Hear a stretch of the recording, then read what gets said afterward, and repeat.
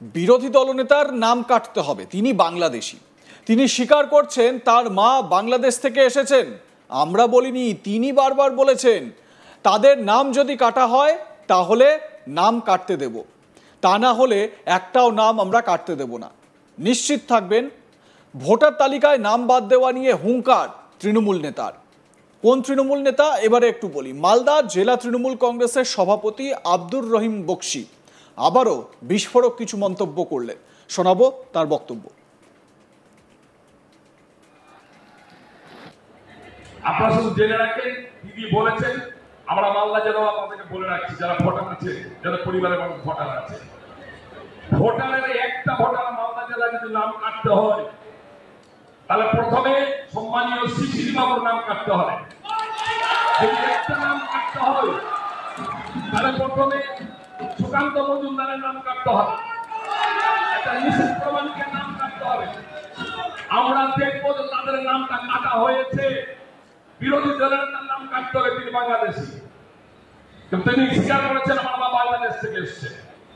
আমরা বলি, তিনি বলেছেন বারবার করে, মাইকে বলেছেন মুখ দিয়ে, তাদের নাম যদি কাটা হয় তাহলে আমার নাম কাটতে দিব, একটাও নাম আমরা কাউকে কাটতে দিব না।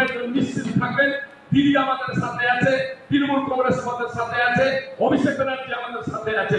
নির্ভয়ে সময় নিয়ে কাজ করুন, ছাত্ররা এগিয়ে চলুন, 28 কর্মসূচিকে সফল করুন। ধন্যবাদ সবাইকে। আগামী 28শে অগস্ট কলকাতায় হতে চলেছে তৃণমূলের প্রতিষ্ঠা দিবস। মালদা কলেজ অডিটোরিয়ামে তার প্রস্তুতি সভা থেকে এই বক্তব্য রাখলেন জেলা তৃণমূল নেতৃত্ব।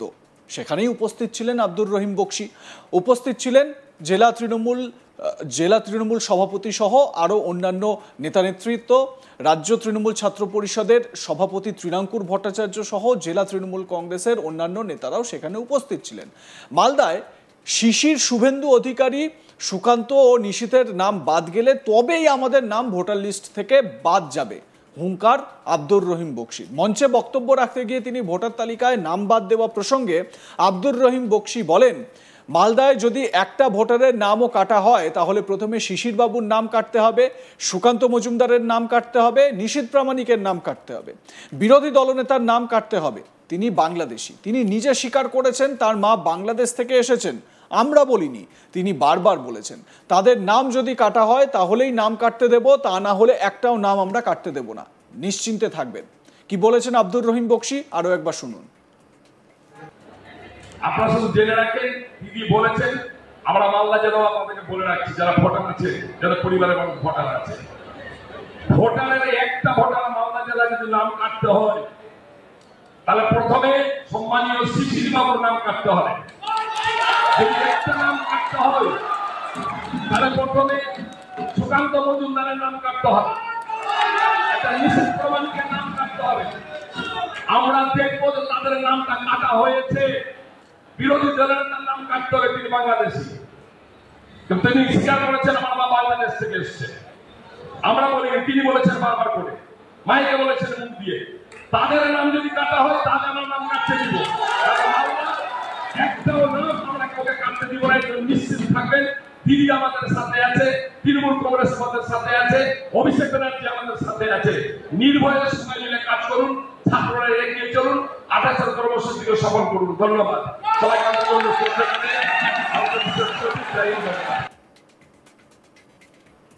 জেলা তৃণমূলের সভাপতি আব্দুর রহিম বক্সি বলেন, বিজেপি অযথা মানুষকে বিভ্রান্ত করছে। এসআইআর এর নাম করে দীর্ঘদিনের বাসিন্দা যাদের পূর্বপুরুষরা ভোট দিয়ে আসছে তাদের নাম বাদ দিয়ে আতঙ্কের পরিবেশ সৃষ্টি করছে। যদি নাম দিত তাহলে সিরিয়ালি আসতে হবে তাদের কাছ থেকে।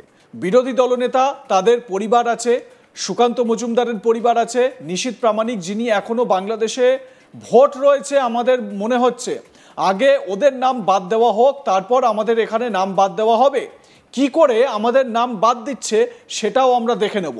ওরা থাকবে ভোটার লিস্টে আর আমরা থাকবো ভোটার লিস্টের বাইরে, আমরা থাকবো ডিটেনশন ক্যাম্পে আর ওরা থাকবে রাজপ্রাসাদে। এটা কখনোই মেনে নেওয়া যাবে না। কি বলেছেন আব্দুর রহিম বক্সি, শোনাবো। আরে অযথা মানুষকে বিভ্রান্ত করার চেষ্টা করছে বিজেপিরা। এসআইআর এর নাম করে দীর্ঘদিনে যারা বাসিন্দা আছে যারা ভোট দিয়েছে, যারা পূর্বপুরুষ ভোট দিয়ে আসছে, তাদের নাম বাতিল করে দিয়ে আতঙ্কের পরিবেশ সৃষ্টি করেছে। যদি নামটা বাতিল দিত তাহলে সিরিয়ালি আসতে হবে তাদের কাছ থেকে।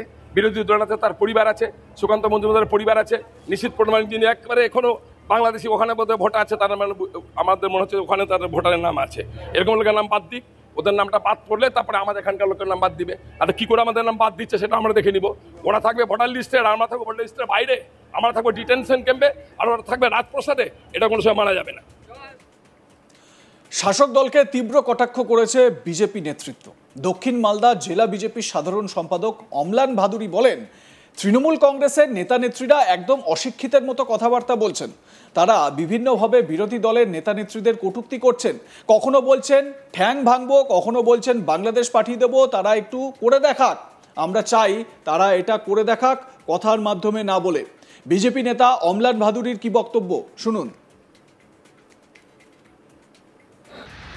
তৃণমূল কংগ্রেসের নেতা নেত্রীরা একেবারে অশিক্ষিতর মতো কথা বলছে। তারা বিভিন্নভাবে বিরোধী দলের নেতা নেত্রীকে কটূক্তি করছে। কখনো বলছে ঠ্যাং ভাঙবো, কখনো বলছেন বাংলাদেশ পাঠিয়ে দিব। তারা একটু করে দেখাক, আমরা চাই তারা একটু করে দেখাক, কথার মাধ্যমে না থাকে। জনসাধারণ এগুলোকে বেদিয়ে ভূত ভাঙিয়ে দিবে। এইসব কথাবার্তা বললে তাদেরকে কিন্তু জনসাধারণ ছাড়বে না। এই আব্দুর রহিম বক্সি, যিনি তৃণমূল জেলা সভাপতি মালদার, এই আব্দুর রহিম বক্সি কিন্তু বিভিন্ন সময় বিভিন্ন রকম বিতর্কিত মন্তব্য করে থাকেন। দুদিন আগেই রাজ্যের বিরোধী দলনেতা শুভেন্দু অধিকারীর বংশ নিয়ে বা তার সম্পর্কে কুরুচিকর মন্তব্য তিনি বলেছিলেন। একই সঙ্গে তিনি এই যে মালদার কলেজের যেখানে অডিটোরিয়ামে তিনি বক্তব্য রাখলেন, সেই মালদা কলেজ অডিটোরিয়ামে বলতে গিয়ে তিনি শুভেন্দু অধিকারীর বাবা শিশির অধিকারীর প্রসঙ্গও টেনে আনেন। তিনি বলেন সবার আগে শিশির অধিকারীর নাম বাদ দেওয়া হোক, এই প্রসঙ্গও তিনি তোলেন। মানে বিরোধী দলনেতার বাবার নাম করে আবারও বেফাঁস মন্তব্য করে বসলেন এই আব্দুর রহিম বক্সি। আপনারা জানেন আব্দুর রহিম বক্সি তিনি দেখা করতে গিয়েছিলেন সাজনুর পারভিনের সঙ্গে, যে সাজনুর পারভিন তার পরিবার নিয়ে দিল্লিতে ফ্যাসাদে পড়েছিলেন। দিল্লি পুলিশের অত্যাচারের ভিডিও তিনি করেছিলেন, তার 6 মাসের শিশুকে মারধর করা হয়েছে সেই ভিডিও তিনি করেছিলেন বলে দাবি করা হচ্ছে। এবারে সেই সাজনুর পারভিনের বাড়িতে গিয়ে তিনি এ প্রসঙ্গে কথা বলতে গিয়ে বলেন যে বিজেপি নেতারা যারা এই ধরনের অত্যাচার করার কথা ভাববে তাদের হাত কেটে নেব। একজন নেতা, একজন দায়িত্ববান লোক, তার মুখ থেকে এই ধরনের ভাষা বেরোনোটা কি উচিত? আপনাদের কি মনে হয়? আপনারা দুদিন আগেই দেখেছিলেন অনুব্রত মণ্ডলের একটি অডিও লিক হয়ে গিয়েছিল। বোলপুরের আইসি তাকে তার মা বোন নিয়ে কটাক্ষ করছেন, মা বোনের সঙ্গে বাজে কাজ করবেন বলে হুমকি দিচ্ছেন। আপনারা কি মনে করেন এই সমস্ত ঘটনা যেগুলো সাম্প্রতিক সময় ঘটে চলেছে, নেতা নেত্রীদের মুখের ভাষা সম্পর্কে আপনাদের কি মত জানাতে ভুলবেন না। দেখতে থাকুন আজ তাক বাংলা, সাবস্ক্রাইব করুন আমাদের ইউটিউব চ্যানেলটি, বেল আইকন প্রেস করুন নোটিফিকেশন পেতে।